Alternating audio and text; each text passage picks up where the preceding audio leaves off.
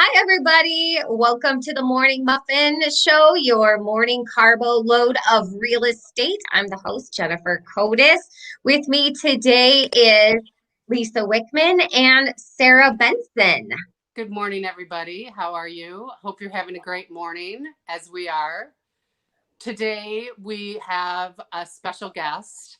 We're talking today about real estate investment books, and we brought in my sister-in-law, Sarah Benson, because she is, well, I know she's an avid book reader, but she's also an expert in real estate investing. She's been my mentor in the couple deals that I have done.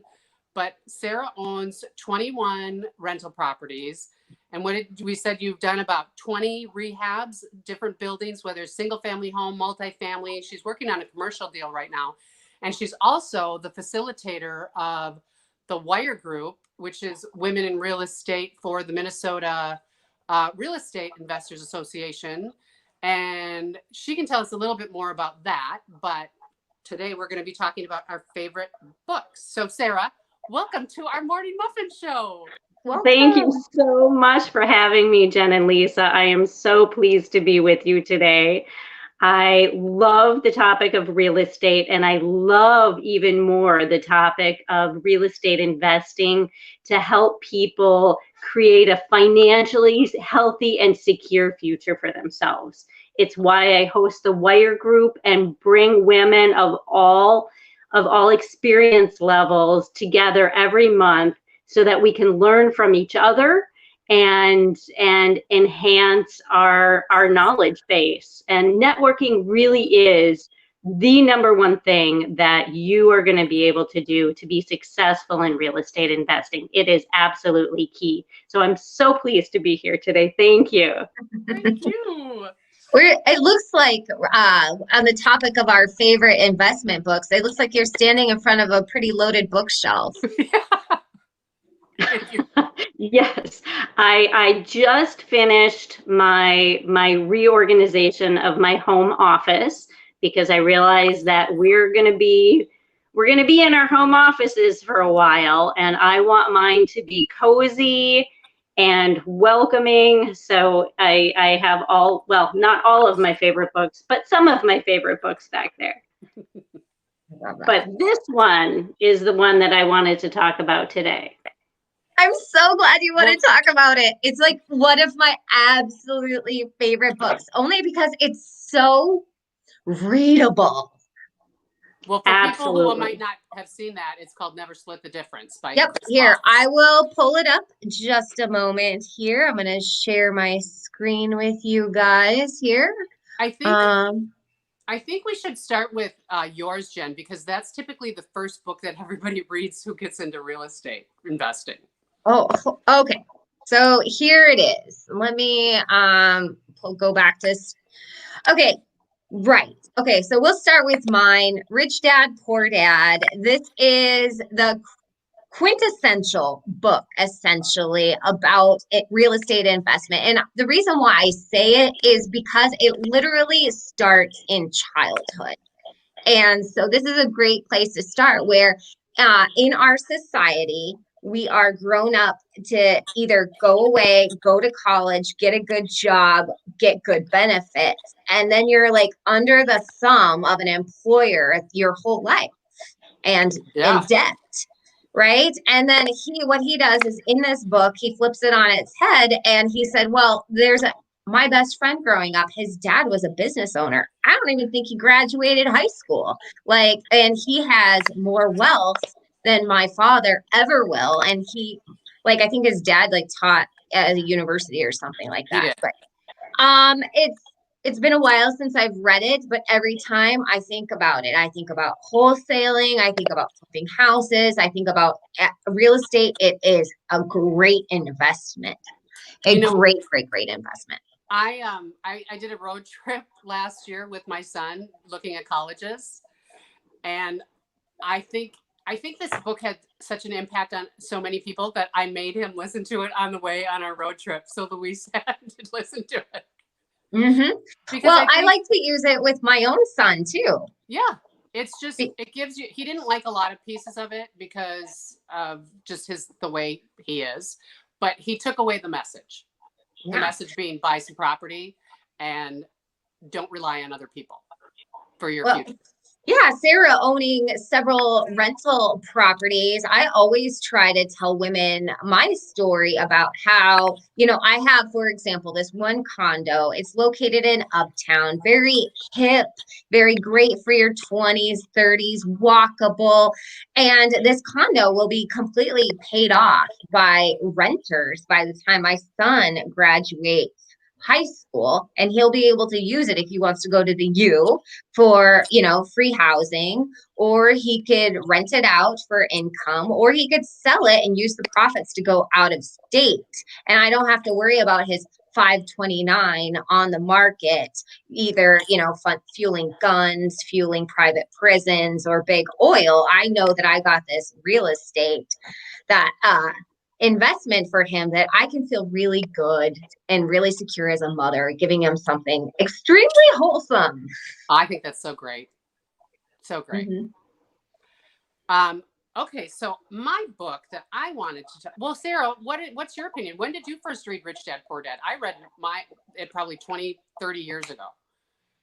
I have to say, I think it was about 20 years ago. When it was right after I bought my first investment property. I bought my first duplex. So I kind of did things a little bit backwards. And I just, my gut instinct, I didn't know that much about investing back then when I was looking at buying our first property. I just knew that I wanted to buy something that wasn't a liability. I wanted to buy a property that was income producing, that I could also live in. And my neighbor that I lived next to was a stay-at-home dad, and he turned me on to the Robert Kiyosaki book, and that it did really open my eyes to, in particular, multiple streams of income, and that whole concept of creating multiple streams of income from different businesses as a way of diversifying and reducing risk. Love it. Love it. Okay. So now I think then which one are we going to? So I'll go next. So my book that I picked is called The Book on Flipping Houses by Jay Scott. And it was published by Bigger Pockets. Bigger Pockets is a podcast, which we're going to talk about podcasts, I believe, next week. But Bigger Pockets is a podcast. They have produced a couple of different books. And the book on flipping houses basically teaches you everything that you can either learn by paying $10 for a book or pay $50,000 by a guru, which unfortunately, I think we all know people who have done that. Yeah, we do. Have never even done their first deal. But what I really love about this book, and this is a book that I found years ago because I started listening to, well, actually it wasn't that long ago. It was about 5 years ago. Because that's when I sold my other business and got into real estate with Sarah. But it's basically 20 chapters, and it takes you from, I've got a list of the chapters, but the first chapter is making sure you really want to do this. Do you want to do it? And what's it going to take to do it? Because we all know, I don't watch HGTV, but I know so many people who do. They think it's glamorous to flip houses. I don't really like the word flipping houses because I think it's like rehabbing on the cheap, but that's the name of the book, so we have to go with it. But making sure that you really want to do it and getting your financing in order, finding a neat agent, everything from finding the location, what kind of houses are we going to buy, how are we going to buy the houses, how do you analyze a deal, how do you figure out a scope of work, all of these little things that people don't know about, but they like the idea of going in and flipping a house because it's been glamorized on TV and it's made to look really easy, but it's not easy, is it, Sarah? It is not easy. And it's expensive. You could literally, there's an unlimited amount of money that you could put into a house, and you have to be able to differentiate the ROI on it. Definitely. And it goes through all of these steps from step one, from figuring out if you really want to do this business, step 2, step 3, all the way to getting to the closing table. So I think it's a really good book for people who are interested in getting into it, to see if you really want to get into it. And then also, just another great resource, we'll talk about it next week, is biggerpockets.com, because the guy who started that brand, I can't remember his name, Josh something. He started it because he couldn't find free information on investing. And so he started this podcast or this website and podcast, and it's just gigantic now. A podcast is next Friday. Mark your calendars, guys. Yes. All right. And now, Sarah. Well, before we launch into mine, I just want to piggyback on what Lisa said about flipping it's hard work, and it really is not glamorous. It made me think back to my very first flip, when I left a very civilized job as a software developer and project manager to manage rehab projects, right? I thought it's a natural, right? I know how to do I know project management inside and out. I've been doing it for 12 years. What was different was the people I was managing and the environment that I was managing in, when I realized that someone had used the toilet that I had disconnected to do number 2 in the That's horrible. Yeah, and I sat on the basement floor and I cried because my plumber said, I deal with poop every day and I am not touching that one. Sarah, that's hysterical. And nobody confessed to doing the deed. Oh, that's great. It's my office. I love it. But I'm still doing it. I love it enough to still do it, even after that little present. All right. And then, okay, so here we are. Let's flip over to your book now as I pull it up. Let me make sure I got the right one. Never Split the Difference. Oh, I love this book. It's so accessible, especially, I'm going to just say it, women and their crime novels, and the fact that this guy used to be an FBI negotiator and he has those little snippets of those like stories. It's like the best, most exciting book about negotiating I've ever read. I could reread it over and over and over again. And take it away, Sarah. I recommend reading it several times. I gave this book also to my 20-year-old son, and he read it. And I would say for the first couple of weeks, he would call me out on every technique that I used. He did? The mirroring, totally. The mirroring, yes. The mirroring and the tactical empathy. Mm-hmm. And so one of the things that is counterintuitive about the book is that to really get into the mind of whoever you're negotiating with, they call it your adversary, I think, is that you have to subordinate yourself to your adversary. And it doesn't mean that you're putting yourself lower than them. It means that you are really actively listening to get into their mind and their world, to understand their worldview. Because the point is, if you are talking, you are giving up more information than if you are listening.